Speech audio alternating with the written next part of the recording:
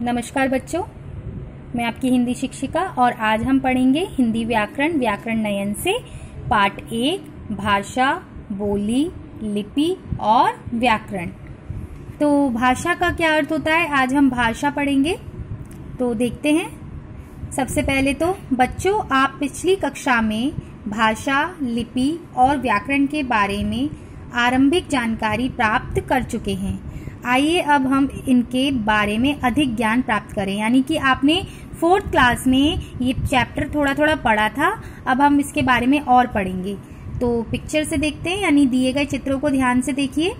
देखो, ये आपस में क्या कर रहे हैं, बातें कर रहे हैं। उधर देखो हवाई जहाज, यह कितनी तेज उड़ रहा है। दोनों क्या कर रहे हैं, आपस में बातें कर रहे हैं। किसके बारे में, ये हवाई जहाज के बारे में। इसमें माँ या टीचर बच्चे को बोल रही है, बेटा इस चित्र में आप जो देख रहे हैं उसे लिखकर बताइए। इसमें शिक्षिका छात्र से चित्र के माध्यम से कुछ पूछ रही है ना। तो देखो, पहले चित्र में 2 लड़कियां आपस में हवाई जहाज के बारे में बात कर रहे हैं। तो आपस में बातचीत करना, ये क्या है, मौखिक भाषा है ना। और दूसरे चित्र में एक लड़का हवाई जहाज के बारे में लिख रहा है। और कोई चीज को लिखकर बताना, ये क्या होता है, लिखित भाषा। ठीक है। तो पहले चित्र में बोलकर और दूसरे चित्र में लिखकर मन के भाव प्रकट किए जा रहे हैं। यही क्या है, भाषा है। भाषा क्या होती है, भाषा वह साधन होता है जिसके द्वारा हम अपने विचारों को दूसरों तक पहुंचाते हैं और दूसरों के विचारों को अपने तक मतलब हम समझते हैं। तो अगर हमारे पास भाषा नहीं होगी, यानी बोलने का माध्यम नहीं होगा, तो हम अपनी बात को कह ही नहीं पाएंगे, है ना। अगर आपको बोलना ही नहीं आएगा, अगर आपके पास बोलने के लिए क्या नहीं होगी, भाषा नहीं होगी, तो आप अपनी बात कैसे करेंगे दूसरे तक, है ना। सामने वाले को अगर कोई दूसरी लैंग्वेज आती है और आपको कोई दूसरी आएगी, तो क्या आप आपस में बातचीत कर सकते हैं, नहीं कर सकते।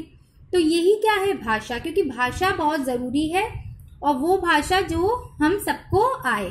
तो भाषा वह साधन है जिसके द्वारा मनुष्य अपने मन के भाव बोलकर या लिखकर दूसरों तक पहुंचाता है। तो वह क्या है, भाषा है। भाषा के रूप, भाषा के 2 रूप होते हैं, मौखिक भाषा, लिखित भाषा। देखो, मौखिक भाषा बोलकर कर रहे हैं और लिखित भाषा लिखकर कर रहे हैं। तो ये क्या है, भाषा के 2 रूप, मौखिक भाषा और लिखित भाषा। ठीक है, आइए आगे देखते हैं। मौखिक भाषा। मौखिक भाषा क्या है, जिस भाषा को मुख से बोला जाता है और कानों से सुना जाता है उसे मौखिक भाषा कहते हैं।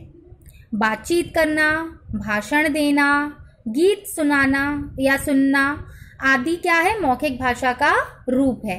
ये देखो, इसमें नेताजी भाषण दे रहे हैं और लोग उनकी बातों को समझ रहे हैं, है ना, सुन रहे हैं। तो ये क्या है, मौखिक भाषा।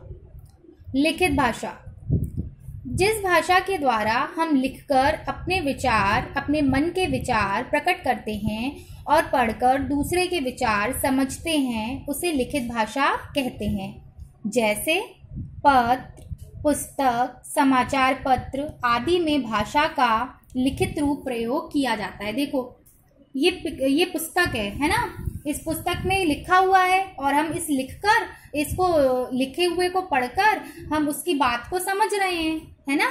जैसे हम अपने रिश्तेदारों को पत्र भेजते हैं, है ना, ईमेल करते हैं, मैसेज सेंड करते हैं, तो वो क्या है, लिखित भाषा का उदाहरण है।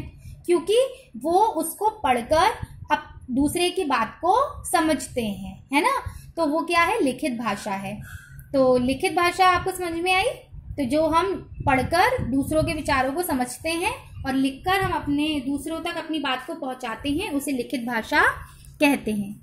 संसार के अलग अलग क्षेत्रों में अलग अलग भाषाएं हैं। जैसे चीन में चीनी, जापान में जापानी, जर्मनी में जर्मन, इंग्लैंड में अंग्रेजी आदि। भारत की राजभाषा हिंदी है। इससे 14 सितंबर 1949 को भारतीय संविधान में राजभाषा के रूप में मान्यता प्राप्त दी गई। प्रतिवर्ष 14 सितंबर का दिन हिंदी दिवस के रूप में मनाया जाता है। भारतीय संविधान में 22 भाषाओं को मान्यता दी गई है। क्या मतलब है इसके अंदर कि संसार में अलग अलग क्षेत्रों में अलग अलग भाषाएं बोली जाती हैं, है ना, हर जगह अलग अलग बोली जाती हैं। जैसे हमारे भारत में हिंदी बोली जाती है, ऐसी चीन में चीनी बोली जाती है, जर्मनी में जर्मन बोली जाती है ना, इंग्लैंड में अंग्रेजी बोली जाती है। तो हर देश में अलग अलग भाषाओं का प्रयोग किया जाता है। मगर हमारे भारत की जो हिंदी है वो किस रूप में स्वीकार की गई है? राजभाषा के रूप में।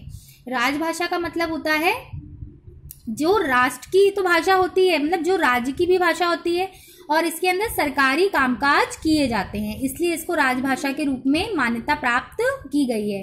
वैसे हमारी जो भाषा है हिंदी भारत की राष्ट्रभाषा है, मगर इसे दर्जा राजभाषा का मिला हुआ है। समझ में आया?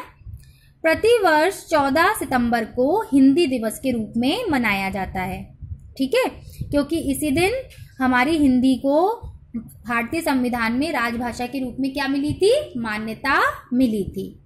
तो हिंदी भारतीय संविधान में 22 भाषाओं को मान्यता दी गई है। कौन कौन सी 22 भाषाएं हैं देखेंगे? असमिया, बांग्ला, बोडो, डोगरी, गुजराती, हिंदी, कन्नड़, कश्मीरी, कोंकणी, मैथिली, मलयालम, मणिपुरी, मराठी, नेपाली, उड़िया, पंजाबी, संस्कृत, संथाली, सिंधी, तमिल, तेलुगु और उर्दू। ये क्या है? 22 भाषाएं हैं जो हमारे भारतीय संविधान में इनको 22 भाषाओं को मान्यता दी गई है, ठीक है। तो कल हम इसके आगे बोली, लिपि और व्याकरण पढ़ेंगे।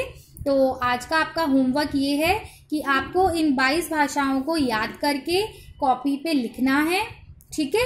मौखिक भाषा और लिखित भाषा के दो उदाहरण भी लिखने हैं, ठीक है। रफ कॉपी में इनको लिखकर याद करना है, ये आपका होमवर्क है। मौखिक भाषा, लिखित भाषा के दो उदाहरण और जो भारतीय संविधान में 22 भाषाएं जिनको मान्यता प्राप्त है, इनको याद करके अच्छे से कॉपी में लिखना है। तो इसके आगे का भाग हम कल पढ़ेंगे।